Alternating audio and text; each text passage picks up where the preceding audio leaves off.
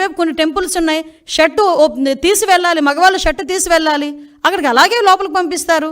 కొన్ని చోట్ల పంచికట్టు కట్టుకుని వెళ్తారు, అలాగే వాళ్ళ దగ్గరికి వెళ్ళాలి. నేను నమ్ముతాను కానీ నేను అలా వెళ్ళనంటూ ఊరుకుంటారా? అక్కడ సేమ్ ఇక్కడ అంతే. చర్చికి వెళ్తాము, మోకరిల్లించి ప్రార్థన చేయాలనుకుంటే మోకరిల్లించి ప్రార్థన చేస్తాము అక్కడికి వెళ్ళిన తర్వాత నువ్వు గౌరవం ఉంటే. అలాగే ఇక్కడ కూడా గౌరవించి ఒక డిక్లరేషన్ మీద సంతకం పెట్టి వెళ్ళవయ్యా అన్నాం. దానికి పెద్ద రాద్ధాంతం చేసి దానికి దళితుల్ని కనెక్ట్ చేశాడు. అంటే అతను చేసిన పొరపాటుని కులమతాల మధ్య విద్వేషాలు రెచ్చగొట్టడానికి ఏ రకంగా మాట్లాడుతున్నాడు. నాకే ఈ పరిస్థితి ఉంటే దళితులకి ఏ పరిస్థితి ఉంటే? అసలు దళితులు అన్న పదం నోట్లోంచి రావడానికి నీకు అర్హత లేదయ్యా. ఎందుకు చెప్తున్నానంటే, ఇదే తిరుమల తిరుపతి దేవస్థానం బోర్డు మెంబర్ల గురించి మాట్లాడుతూ నువ్వు ఒక మాట మాట్లాడు. చాలామంది రికమెండేషన్స్తో వస్తారు, సీఎం గారు రికమెండేషన్లతో వస్తారు, చాలా ప్రాశస్తమైన కమిటీ అది, ఆ బోర్డు అది అని చెప్పావు. మరి ఆ బోర్డుని ఒక రకంగా చెప్పాలంటే భ్రష్టు పట్టించడానికి 50 మంది సలహా మండలిని ఎందుకు పెట్టావు? నీకు విషయం చెప్పనా? అఫ్కోర్స్ అది కోర్టు కొట్టేసింది కాబట్టి పోయారు, కానీ నువ్వు ఇచ్చిన బోర్డులో కూడా 6గురికి నేర చరిత్ర ఉందని సాక్షాత్తు హైకోర్టు బయట చెప్పింది. నీకు ఇంకో విషయం తెలుసా? నువ్వు ఇచ్చిన బోర్డులో ఒక్కడు కూడా దళితుడు లేడు. నువ్వు ఈరోజు దళితుల గురించి మాట్లాడుతున్నావు.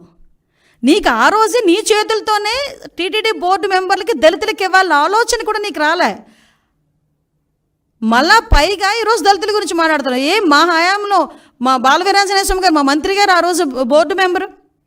ఇంకో విషయం కూడా ఇక్కడ ప్రస్తావించాలి కాబట్టి ప్రస్తావిస్తున్నా. 2014-19 హయాంలో నేను ఎమ్మెల్యేగా ఉండేటప్పుడు గౌరవ ముఖ్యమంత్రి గారు చంద్రబాబు నాయుడు గారు నన్ను టీటీడీ బోర్డు మెంబర్ని చేస్తే, ఆ రోజు నా మీద కావాలని నేను మాట్లాడిన మాటలను కట్ అండ్ పేస్ట్ చేసి ఆరోపణ చేశారు. ఎలాంటి ఆరోపణలు చేస్తే ఆ ఆరోపణలు కూడా నేను ఒకటే, అతని ప్రాశస్తం తగ్గకూడదని ఆ రోజు మేమే బయటకు వచ్చి, అంటే దళితురాలనైనా నన్ను వెళ్ళనివ్వకుండా కూడా ఆ రోజు నీ పేటీఎం బ్యాచ్ అంతలాగా సోషల్ మీడియాలో రెచ్చిపోయి నా మీద రేణుపోని అబాండాలన్నీ వేశారు. మీరు అబాండాలు వేసినంత మాత్రాన నేనే వెంకటేశ్వర స్వామికి దూరం అయిపోలేదు కదా. ఆ రోజు దళితురాలను నన్ను కూడా వెళ్ళనివ్వలేదు, దళితులకి ఎవరికి పోటీ పెట్టనివ్వలేదు, కనీసం వాళ్ళకి ఇవ్వలేదు, దళితులకి ఎవరికి నువ్వు బోర్డు మెంబర్ ఇవ్వలేదు. ఈరోజు నువ్వు మాట్లాడుతున్నావు. నేను ధైర్యంగా చెప్తున్నాను, ఎస్ నేను హిందువుని. నువ్వు చెప్పగలవా? బయటకు వచ్చి చెప్పు, డిక్లరేషన్ మీద సంతకం పెట్టవయ్యా అంటే పారిపోయి ఇంట్లో కూర్చున్నావు. ఈరోజు నువ్వు మాట్లాడుతున్నావు దీని గురించి. ఇలాంటి విషయాలన్నీ కూడా ఒక్కసారి మనం కూడా, నేను ఒకటే చెప్తున్నా, ఈరోజు దళితుల గురించి అంటే దళితులు అంటే ఏంటంత చిన్న చూపు? దళితులు ఎవరు గుళ్ళకి వెళ్ళట్లేదా? ఈరోజు నీకు విషయం తెలుసా?